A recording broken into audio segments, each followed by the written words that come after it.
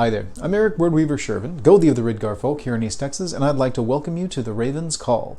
This is a show where I ramble on about different heathen-related subjects, just kind of whatever strikes my fancy, sets my mind on fire at the time.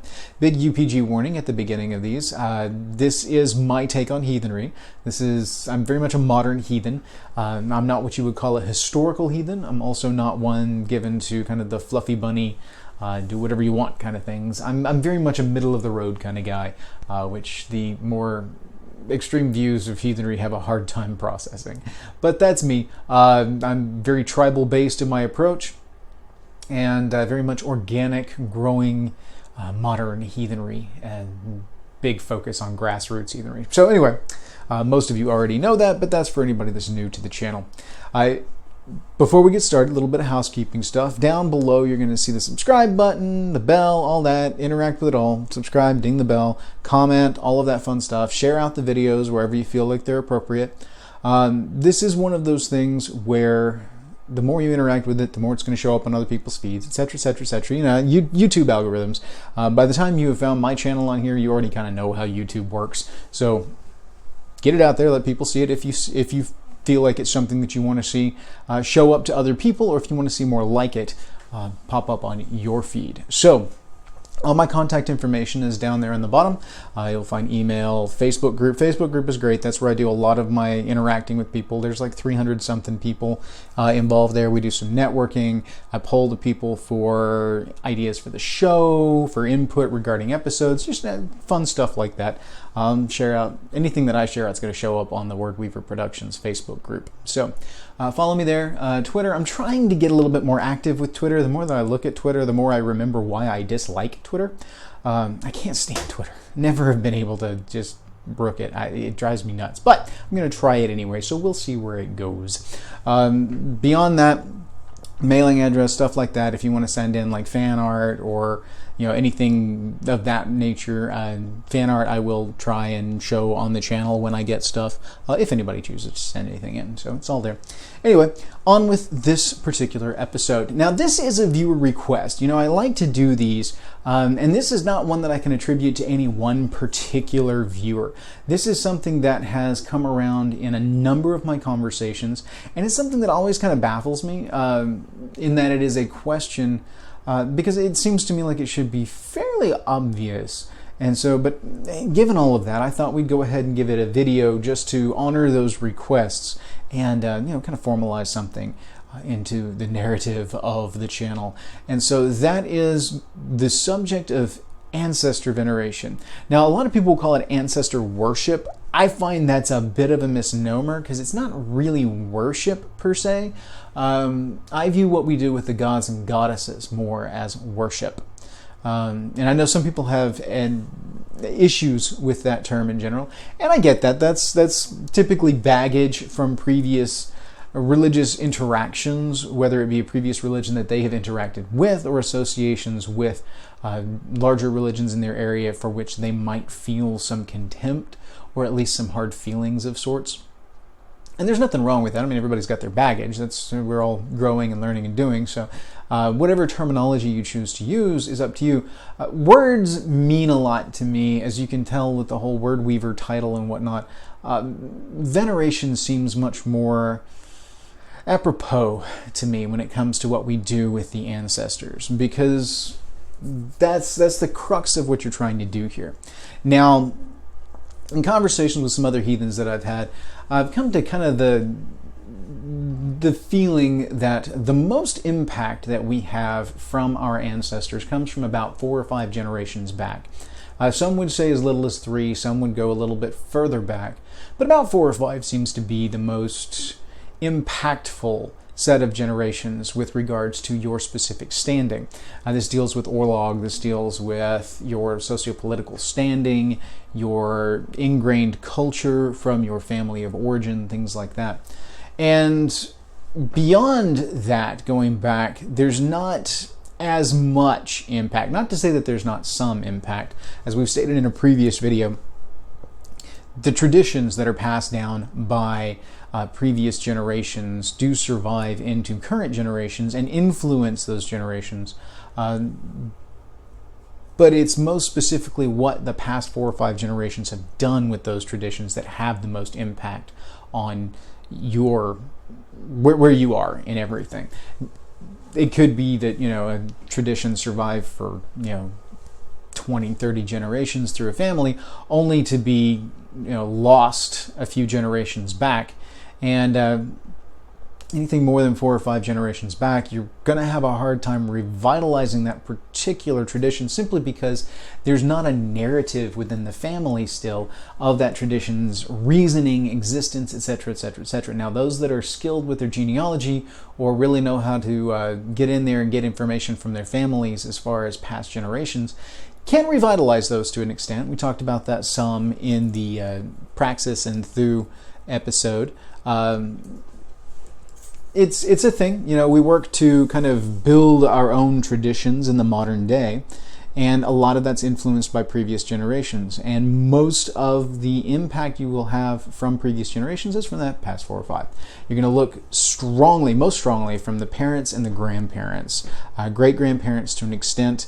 Beyond that, there is still some. Before that, it's a fairly nominal influence. The most important thing to the survival of a tradition within a family is going to be how the previous couple of generations treated it with regards to where you are now. Something that was seen as super important way back 100, 200 years ago is going to, if it's not viewed as still as important, if it's marginalized by the last couple of generations, then that's going to impact how you view that particular tradition as well. Your impact on the tradition is going to have a significant impact on the next generation. And then what it turns into 6 or 7 generations from now may look nothing like what you've done with it here and now. So even your impact is only going to last so long with regards to your impact upon the tradition and upon family. I specify this because when we go in and we talk about ancestor veneration, when we talk about honoring our ancestors and ritual and Sumbul and all of this, we have a tendency to romanticize the past. And that's something that we see across the board in multiple cultures. There's a tendency to think of the good old days. We talk a lot about within heathenry the arch-heathen times. And I am one that says, and will say, I can't tell you how many times I've said it and how many times I will say it, but I am heathen because I am heathen, not because my ancestors were heathen. I honor my ancestors regardless of their faith, regardless of their nationality. It doesn't matter. I honor my ancestors because they have a direct impact upon my orlog. They have a direct impact upon my life.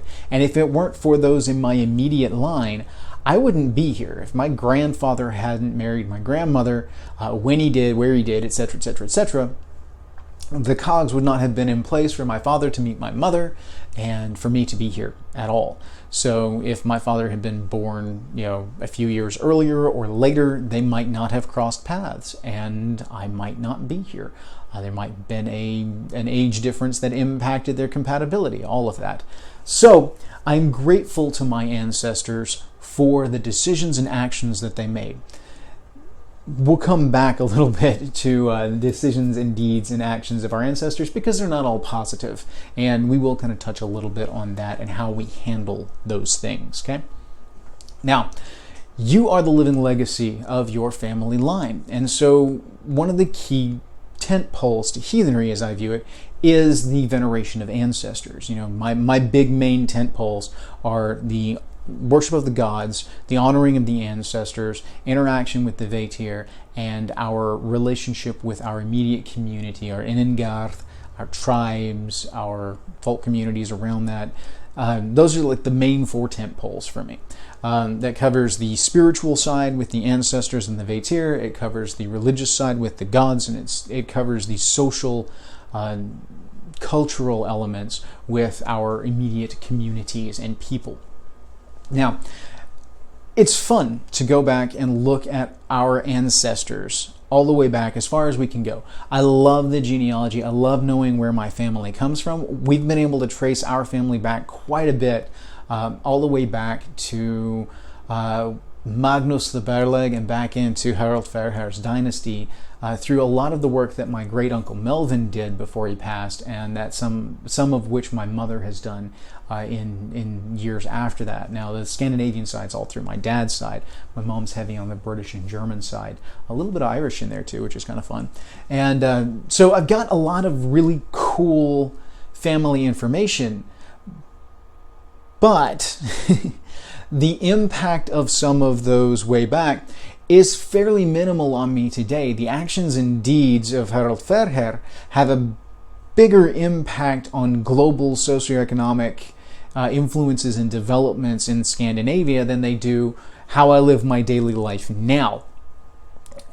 Harald Fairhair probably has so many descendants spread out all across the world, all over Midgard, that he wouldn't even recognize most of us if put to the test, because it's stretched too far. There's too many degrees of separation at that point. It's undeniable that my great-grandparents and my grandparents have, those that are past, have still kept tabs on our line now and keep an eye to what we're doing and how the family's going, because they have a vested interest in our survival. We are their legacy.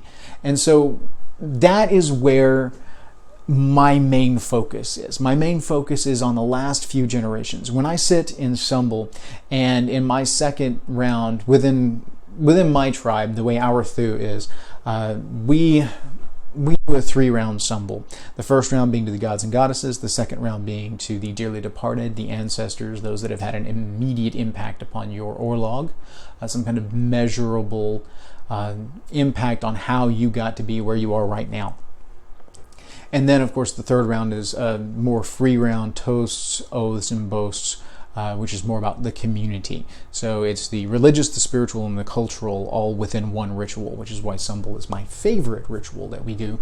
It's also less focused on the practitioner doing the actual ritual itself and more on the involvement of everyone there. I mean, it is truly about community. It's truly about tribe at that point. Whereas, bloat feigning, whatever you want to call it, is definitely about the community and the exchange between tribes of the tribe of our tribe and the tribe with the gods, and that gift exchange there, the exchange of luck and whatnot. This one really pulls it all into one beautiful little basket, and Sumbul is always deeply moving for me. And my favorite round of that tends to be the ancestral round, because I love to listen to people tell the stories of their families. I love to hear the stories of how these people came to be and the impact that these dearly departed individuals have had on my people. I love to sit and listen to them tell of their grandparents, to tell stories of their parents if they be passed, of great uncles, great aunts, aunts and uncles, cousins, whatever it may be, that had a strong emotional, cultural, psychological impact on these people and helped make them who they are today. And it's beautiful. It's a wonderful thing. And then I love to do it myself. So one of the main things in the question that keeps getting asked is, how do I honor my ancestors? What are some of the how-tos on ancestral veneration? Well, Sumbul is probably the first and foremost for me. That is the main area where I really feel like we get a lot done there, as far as from a community base. There are more meaningful and deeper and more personal interactions that we'll discuss here in a little bit, but this one's from a community base. Sumbul's where it is at, because you share that legacy. You put their story in the well and you keep that alive. You keep the echo going. And so I love to see that, and it's therapeutic for me. When my grandfather passed, I had a ritual shortly thereafter, within a couple of weeks, and I had a very hard time coping. The man meant so much to me and had such an impact on my life, and even more so on my little brother's life, because of where he retired. My little brother was of an age where he could be there at the grandparents' home for summers and things like that. Spent a lot of time with Granddaddy, and I did a lot growing up. Did a lot of work for him. Did a lot of work with him. And sat and swapped stories, and I have these strong memories of him and everything. Well, it was very, very difficult for me when he passed. And so the first time that I got to sit in Sumbul after he passed, I just poured all of that into my toast. And it did more healing for me than any of the, tropes that have been kept alive in Western society. Funerals. Funerals are a thing. What has survived in the general Western society as far as funerals go is an amalgamation of Judeo-Christian influences heavily, because that's a predominant culture here in this area, and influenced a lot of the laws pertaining to funerary processions and all of that. There's not a whole lot of heathen elements when you're not dealing with specifically heathen individuals. So it's very difficult sometimes for heathens to heal when we're having to deal with that kind of, non-heathen interaction. There's so much show that we have to put on for families. There's so much stress and drama. And, they always say that funerals are for the survivors. They're for the family, etc., etc., etc. Well, that's not entirely true. I mean, we've talked about funerary rites in the past, and funerary rites are important. There's a reason to do them, and a large part of that is to help the soul pass on into the mound and rejoin the ancestors. There are things that we do to heal, but I do not find that a lot of healing occurs with funerals. Most of the real healing that I see happens after funerals, after the show is over, after those obligations are met, and you get to go and really be with your thoughts, be with the family that matters the most to you, the innengard that had the impact from this individual. That's really where the healing gets to occur. Now, this isn't talking about individuals outside of the roof tree or outside of the extended family, as it were, or outside of a tribe. This is, those are different because you are an outsider looking in on a familial grief at that point while still feeling your own grief. So it's a little bit more complicated, and the funeral then takes on a different air for those individuals. The mechanics of what's going on with the soul and everything are still the same regardless. It's a ritual to help them pass over, that whole psychopomp kind of aspect. For the healing process, though, outsiders looking in, it's very cathartic for them to be able to be there for the families, etc., etc., etc. But I don't know about you guys, most of the time I can't wait for that stuff to be over so that I can go and be with the people that I really want to be around at that time and do my hurting and do my healing. And so, man, it's tough. Sumbul is a wonderful way to deal with that. Sumbul is a wonderful place to experience some healing amongst individuals that you trust, to reconnect with that spirit and to make sure that they know you're still there and that you are still connected to them. In a way, it keeps a line tied to the ancestor, the now ancestor that has passed on. So it's functionally, from a spiritual standpoint, very effective in keeping that tie, that line there. Additionally, it helps to keep their legacy alive, but most importantly for us, it helps us to heal. It helps us to connect with them and to feel some of that catharsis ourselves, to feel some of that grief release, or just to feel that grief and to process through it and to experience that love that we had for that person, that respect, and to put that in the well, to say the things that we may not have gotten to say, or we may not have thought to say, or may not have taken the time to say in life, we get to say in Sumbul. And similarly, we can do that with memory horns. I've done that with dear departed friends who have passed, held a memory horn and bogged offerings to them to maintain that connection, to honor them. And that's a wonderful way to keep that going as well. A memory horn is very similar to Sumbul, but it's a specifically dedicated ritual. Now, I know I talked some of this in the funerary rites. I don't want to be too redundant on all this, but it is a specific ritual wherein it's a toasting ritual like Sumbul, but it's focused specifically on that individual. There's not the multiple rounds of the gods and goddesses and the toast, oaths, and boasts. Everything is centered around that individual. It's very akin to the same kind of mentality that goes into like an Irish wake, that kind of thing. It's a celebration of life, an honoring of them. And around the horn, be it whether you use individual horns or a single horn, whatever your praxis for this particular ritual is, the crux of it is sharing the stories and keeping their legacy alive, to make that connection to them, to honor them, and to just connect your well with a bit of their energy. So that's the memory horn, and we'll make offerings specifically to them. Some of the more personalized kind of rituals that we can do with regards to ancestors. This one gets a little woo-woo on some stuff. Specifically, there comes down to a point, some specific belief structures that you need to figure out how you stand on in order to make these most effective. Some individuals feel that in order to truly connect with the ancestors, in order to truly touch the spirit of that ancestor, you need their gravesite or their remains, whether they be inhumated or immolated. Inhumated being the burial, and immolated, of course, being cremated.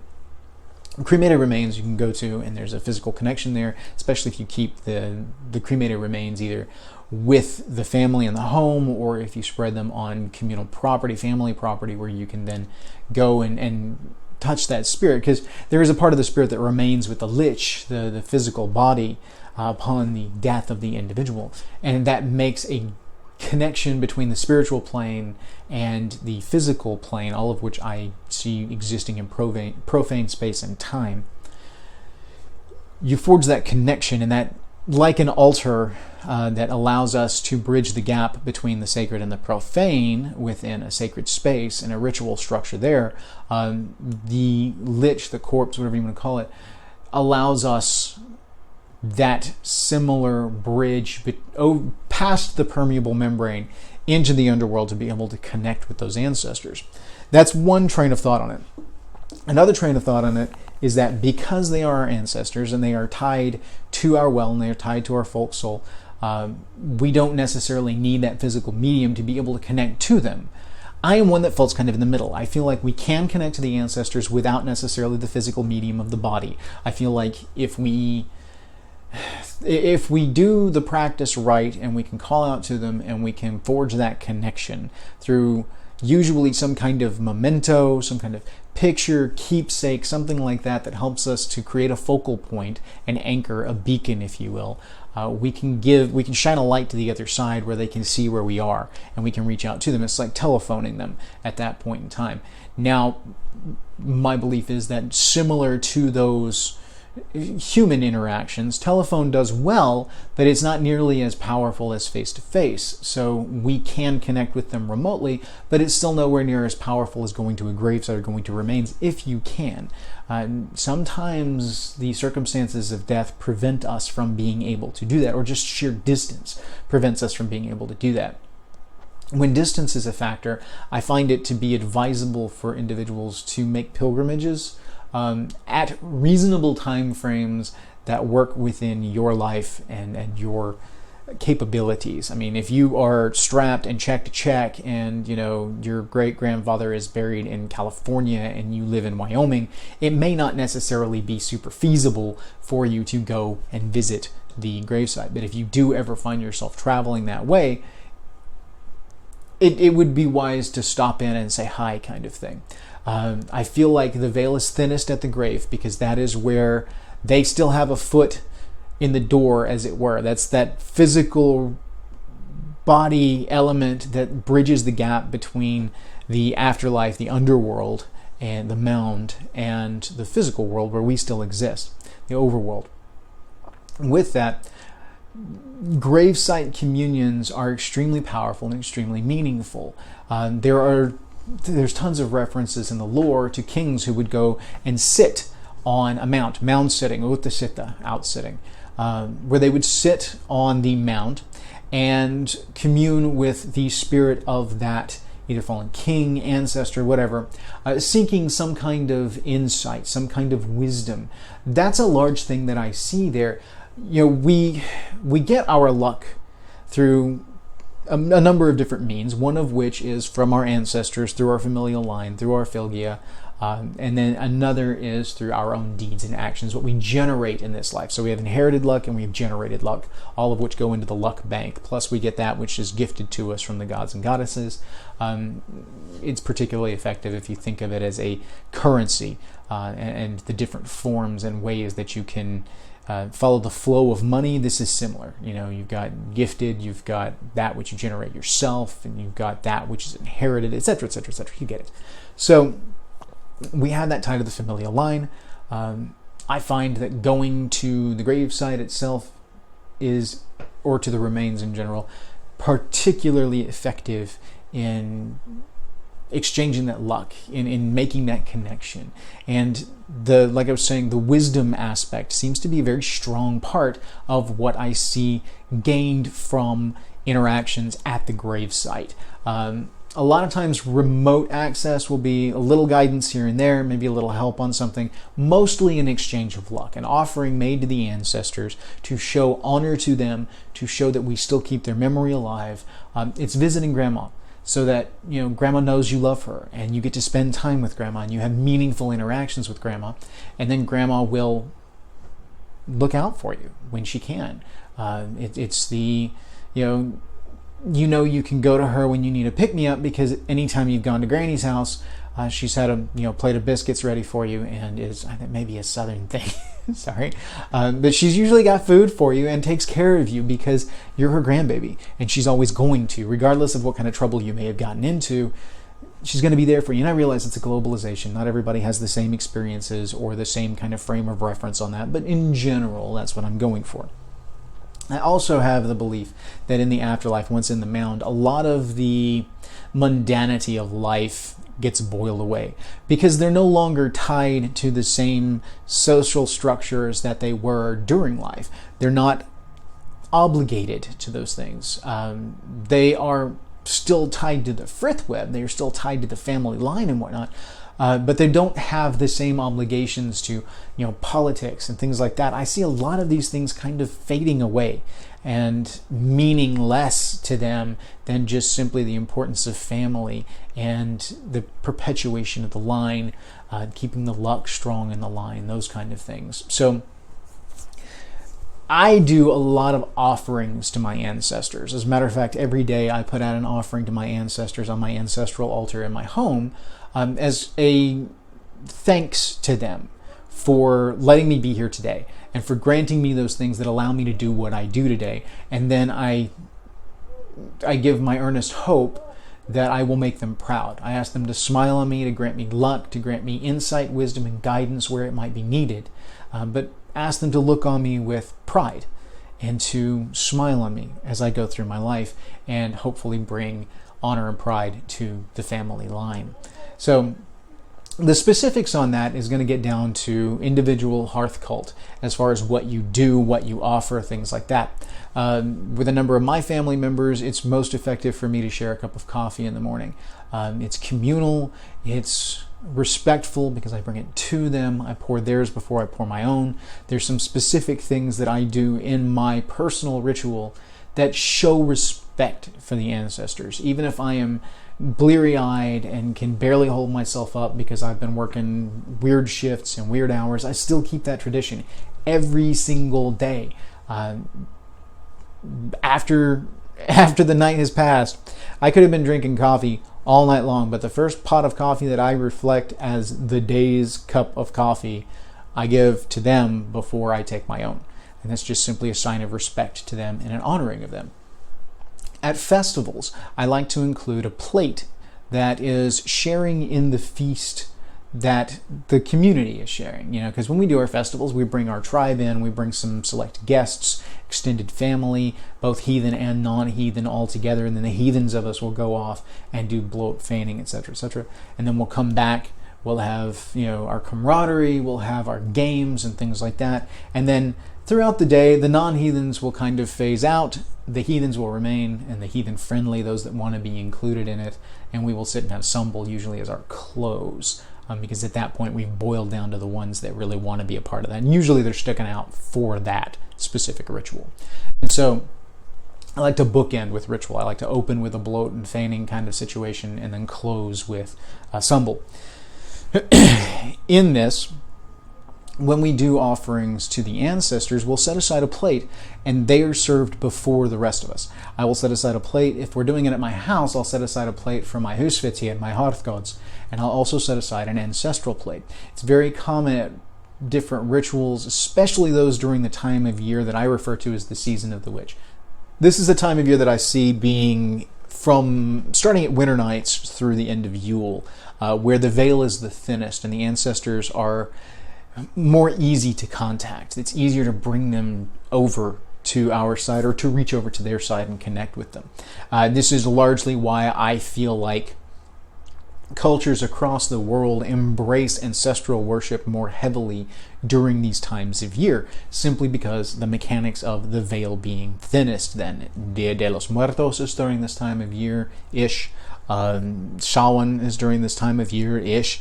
Tons of cultures view a heavy ancestral veneration and inclusion element in this time of year. I love seeing that. I think it's beautiful, and it definitely reinforces the idea that the veil is thinnest here. So, especially during this time of year, I like to focus a lot of our rituals towards including the ancestors. Like Winter Nights is one of the first ones where we'll really do it up on that, and then of course Yule. Different tribes do it differently. I like to do some dedicated kind of stuff to the ancestors at specific times of year. Like there's, you hear talk about Alpha Blot, which is a thing attested to in the lore, and Alpha Blot was seen as very, very insular, very, very family focused. It was not open to the outside. Even kings were turned away during Alpha Blot. And there's some debate as to the translation of Alpha, of Alf, as the elves, and some see it as as a veneration of the Vetir in the area. Some see it as the translation of Alfar, as the forefathers, the paternal or male ancestral spirits that's still tied to the family, which is then bookended by Disirblot, which I tend to do in the opening of Yule as my Mother's Night tradition, simply because that's how I like to utilize that. I usually do something to the male ancestors a little bit earlier, and then to the mothers on Mother's Night. Sometimes I'll try to include both during Yule. It varies. That's one of those things that it's, as long as it's during this season of the witch, as I call it, as long as I hit the points while the veil is thinnest and really make a point at it, we seem to be okay with that. Other people are much more regimented in how they go about it, are specific with their Alpha Blot type traditions. I actually share the viewpoint that Alpha Blot refers to both the elves as Vetir and as male ancestral spirits, simply because I view that part of the soul complex going into the mound, going into the earth, becoming tied to the land, and therefore becoming spirits of the land, as it were, tied to the family unit, etc., etc., the proximity element. But again, my view of the soul complex is fairly complicated, hence the complex element. And you can go back and watch my soul complex videos if you want to get a rundown on how I see it. It's just how I see it, based on research and observation. Lots of observation, lots of research. So anyway, all that aside,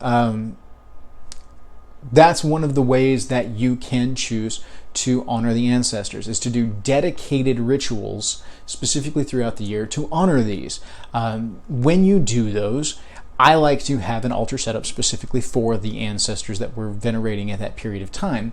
And I like to do, like with the male ancestors, I'll pull out pictures of them, keepsakes if we have them, things like that. Again, focusing most heavily on the last 4 or 5 generations, but including any that we might have, because they all play a part in where we are today. And then, of course, same thing with the Disir, the ancestral mothers, the cult of the mothers, etc., etc., etc., all kind of tied together. And what I observe around Mother's Night, others vary on how and when they choose to do that.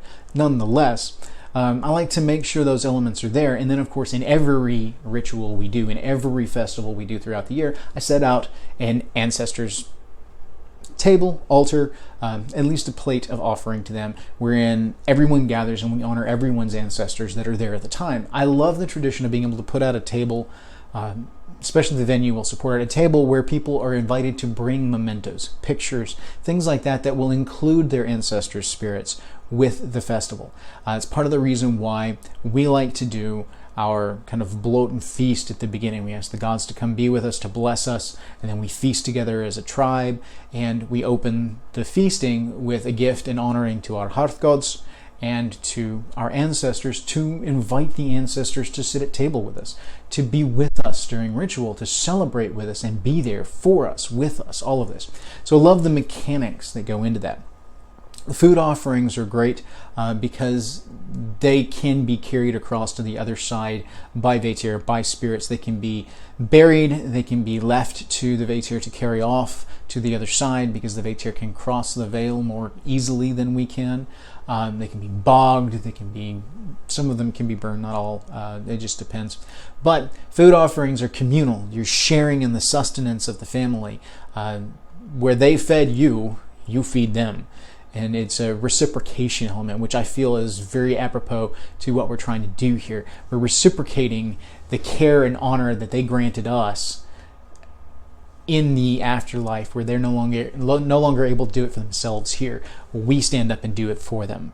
And that's a beautiful thing to me. I love to see that. I love to include those kind of things. So, other ideas for how you can honor your ancestors. Storytelling is a wonderful thing, whether it be over Sumbul or just in general, swapping stories of our ancestors, keeping their memories alive, sharing these things. I know a lot of people will set up and do specific rituals for specific ancestors on, say, the anniversary of their birthday or the anniversary of their death date, whichever is most poignant to that individual. But the key thing being that they're specifically trying to maintain that connection to that particular ancestor, specifically trying to keep that tie alive and to keep that legacy going. Sharing this with family members who also knew them helps to reinforce this. But also sharing it with tribe members who did not necessarily know this individual helps to spread it as well. So it's not something that I necessarily see as having to be completely insular. There is power in the insular nature of it, but there is also power in the sharing of the story and the spreading of the legacy, and spreading of their tale. So those are ideas that you can do. I have also been known to do solo stuff, and solo stuff is wide open. There's so many different things that you can do individually because you don't have the scrutiny of the outside world. Nobody can tell you, if you have a connection with your ancestors, nobody can dictate to you how you talk to them, how you go about connecting with them. You know, you've got cultural Thu tradition that builds up within your tribe or within your hearth and how those things are done. But if it's just you sitting outside sharing a drink with grandpa on the front porch, while you're smoking a cigar or a pipe, or if you're listening to music that was very specifically reminiscent of this person, reminds you of that person, and you connect with them, there's reaching a state of mind wherein you can more easily access the other side, and you call out to them and they listen. It's not necessarily as strong or poignant frequently as some of the rituals we do when we actually reach across the veil through ritual practice. But they're still there. They're still tied to our lines. They're still with us. And so one of the things to keep in mind is you shouldn't expect, if you're doing small little rituals on a daily basis, don't expect the ghost of your grandfather to stand up there by the altar and smile on you and pat you on the back. Maybe a sense of warm fuzzies because you're not necessarily reaching altered states of mind and things like that might be necessary to be able to see across the veil. We're looking for physical manifestations that would be more prevalent during, say, times when the veil is thinnest. You're looking for more nuanced and subtle influences that you just kind of have to figure out for yourself. It's not something that I can tell you. I can tell you kind of how it feels to me, but it doesn't necessarily translate to anyone else. Other people may experience it differently. People that are gifted with the sight have a different experience on this. Theirs will be more palpable. Theirs may be more visual. Theirs may be more tactile. It varies depending. And everyone's got some connections to the other side. We have ancestors there that allow us that connection there. But Some people are particularly gifted either with communication across the veil or with perception across the veil. And theirs will be very specific to them and somewhat different from what the majority of the rest of us experience, because they are a statistical outlier.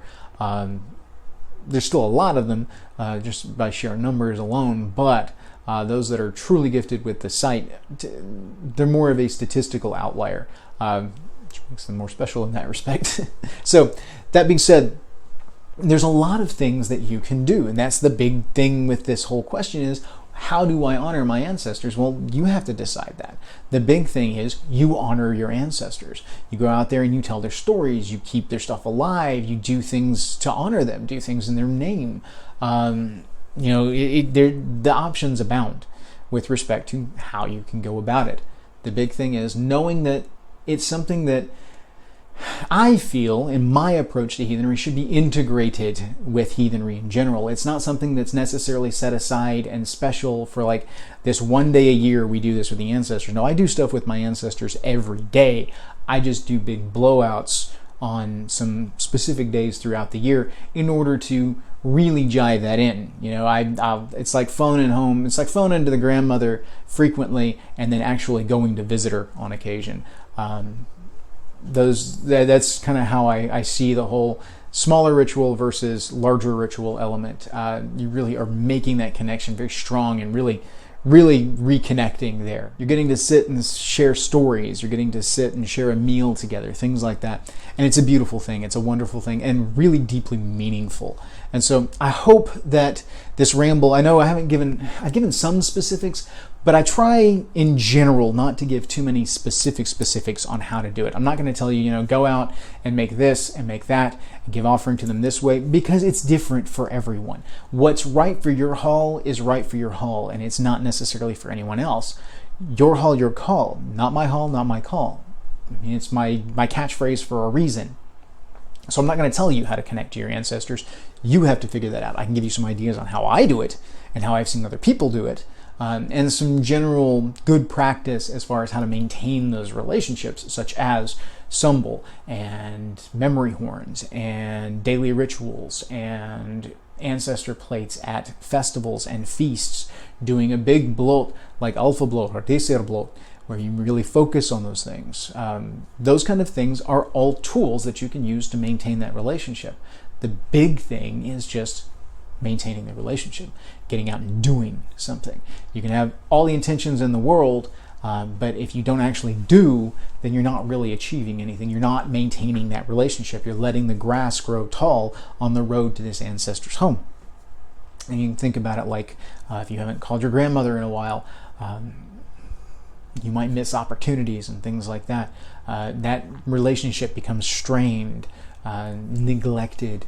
And so we all fall victim to this and get guilty of it at times when the mundanity of life gets in the way. We have a hard enough time maintaining connections with our living relatives, those that have those kind of relationships with their living relatives. Some are estranged from their living relatives, and those are complex situations all their own. No judgment here on any of that, because I know way too many stories for way too many reasons. But we have a hard enough time maintaining our relationships with living ancestors, past ancestors, living relatives, past ancestors. It gets to be complicated, and we really have to be mindful of it. Now, one of the things I said we'd come back to, and I do want to do this before we leave, is in venerating ancestors, you talk about ancestors in a positive light, because we do owe them, whether they were great kings, or if they were just Joe Blow factory worker, or even if it was a horse thief. They're still responsible for you being here, and you're still beholden to them as a result of that. You still have that life obligation to them, because without them you wouldn't be here. And so even if they were, wretched individuals in life back in the day, there is an element of obligation there. Now, it's not to say that if someone is truly toxic to you, that because they are a relative, you need to overlook toxic behavior in order to maintain those relationships. No, that's not the case at all. You can still be grateful to, say, parents or grandparents for bringing you here, but distance yourself from them because they are toxic to you, and that's where the positive influence ends. So these are things that we have to keep in mind. with ancestors, we can look to the positive because, like I said, a lot of that mundanity gets boiled away when they pass over. At that point, they're communing with the ancestral spirits, and we want to keep the good part of their legacy alive, but we also have to accept that all of their actions played into the Orlog that we inherited. And so there will be some negative things in there. I've got some skeletons in our closet way back in those generations that I am sure impacted our luck as a family for generations because they made some really poor decisions. They really messed some people over. I mean, I've talked about the Harold Fairhair dynasty, and if you think about some of the things that Fairhair did, and I use this one because it's way enough back that it's minimal impact, and there's a number of you out there that also share this particular lineage, just simply because of the way generations work this far down the line. But I mean, if you look at Harold, yeah, he was one of the first kings that unified Norway, but he also put a lot of people to death if they didn't agree with him. He was a conqueror. And so, there's some positive and negative elements, but it's a different day, a different age, a different time, and I can't necessarily judge. I get people ask me, well, what about, I've got this ancestor way back that was a horse thief, or that owned slaves, or this, that, and the other. I'm like, yes, their actions impact your Orlog, but you are still who you are because the line has come down to you here. So while you can honor them and you can respect them, you do not have to own their mistakes. You do not have to own their negative actions. You can acknowledge them and venerate them and honor them in their place in the family line by fixing some of those issues, by being a good person, by bringing good honor and good luck into the family line, and fixing some of the negative elements, some of the negative impact they may have had on the family name. So that's kind of a thing there. I get asked that one a lot. How do I view this? Because, being tied to the Fairhair dynasty also ties a lot of individuals to Olaf Tryggvason, to Olaf Digre, Olaf the bastard, Saint Olaf to some, because, they were essential in the conversion of Norway and that area to Christianity at the time. And not always through favorable means. There was a lot of coercion, a lot of torture and putting people to death if they didn't convert, kind of things. Now, not all of Norway was converted by the sword, but these individuals did their fair share of it. But it's so far back that it's minimal impact on you now. It's one of those where we try to keep the best of them alive and keep the best of their memories there because we're all human and we all make mistakes. You may have some ancestors there that you choose not to focus on in that. And that is the end result of their actions. That is something that we in our lives now need to keep in mind, that we want to be the kind of ancestors that our descendants will want to honor, that they will want to say our names over the horns, because you may have individuals in the line that you choose not to honor that way because they were a negative impact on the line, because they were vile or dastardly in life, and part of the consequences of their actions is their story will not be perpetuated, their story will not be carried on, or it will be carried on as a warning, as a life lesson kind of thing. This is where it could lead you if you do these bad things. This is the impact you could have on the family, like that black sheep over there. That's the impact of our actions and our luck being added to the well, being mixed into the Orlog of future descendants.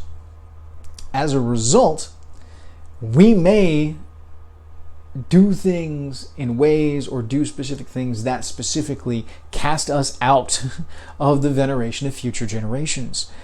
And so that's the kind of thing that, we need to honor our ancestors, perhaps acknowledge the life debt that we owe to certain individuals, but don't brook any of their negative actions and negative behaviors. You can talk about, you've got this horse thief back in the family who, if he hadn't married, Janie Sue over here and sired your great grandfather, then you wouldn't be here.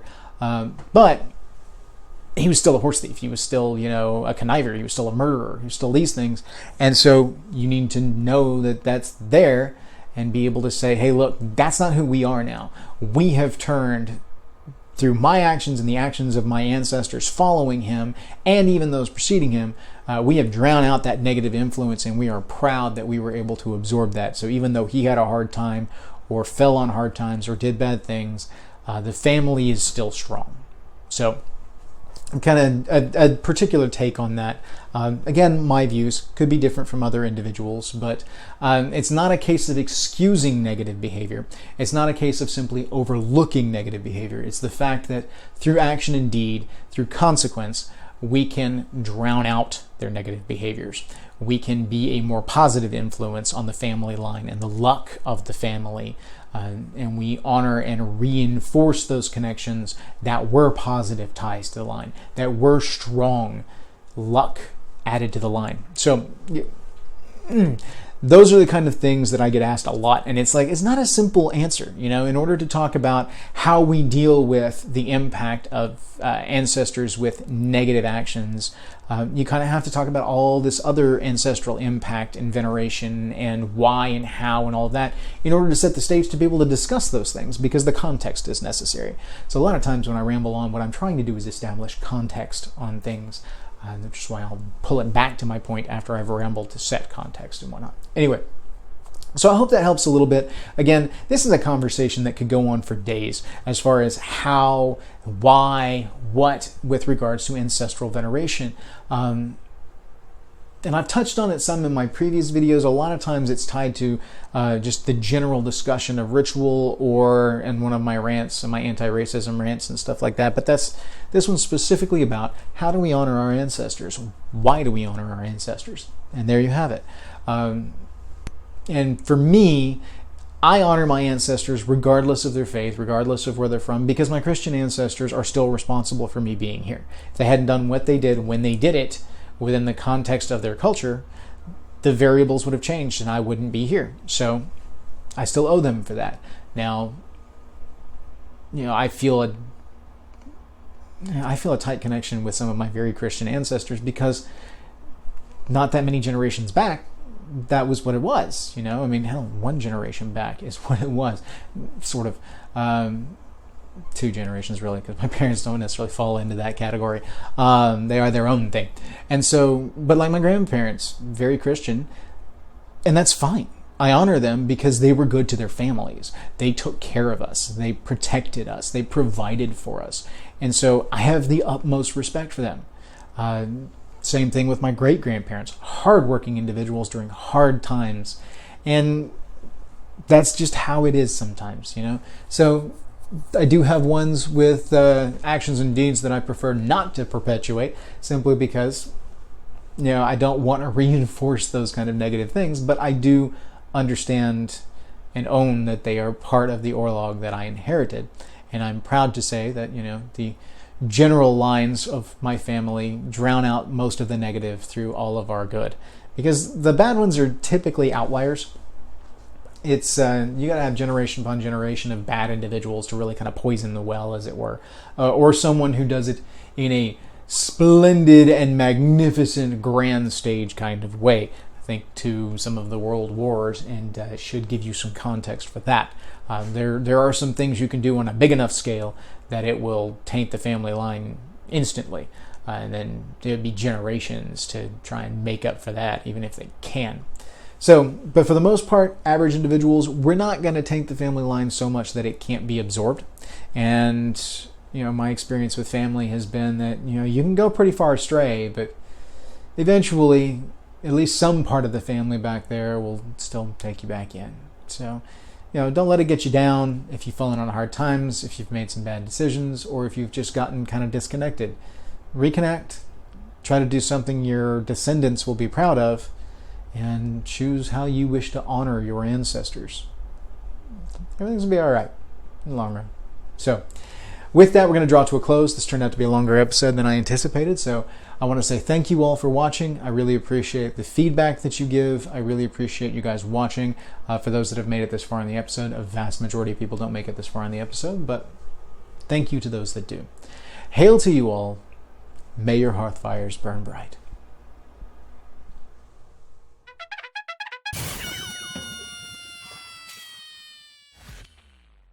Video, getting the old camera set up.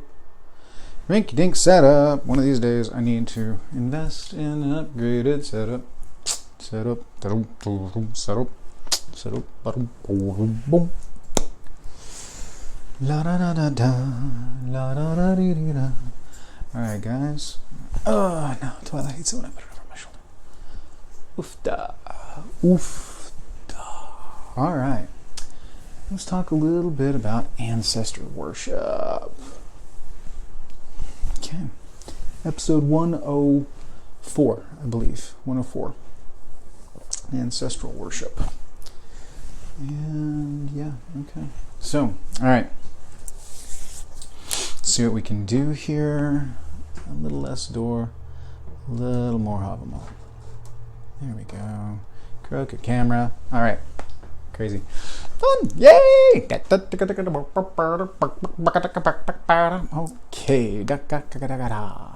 3, 2, wait. Cable. Ha ha ha ha ha ha ha. 3, 2, 1. Let's jam. Not even more extreme, just different. Nope, that's a bad intro. Let's like, yeah.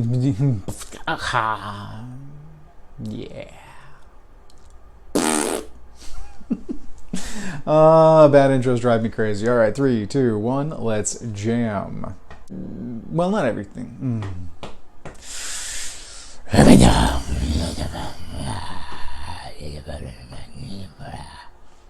One of these days, I'll get this right on the first go.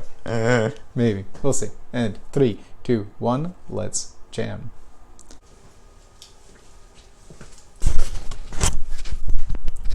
Noise, noise, noise, noise, noise, noise, noise. Okay. Danger, Will Robinson. Alright, we're back in 3, 2, 1, let's jam. This is the... Okay.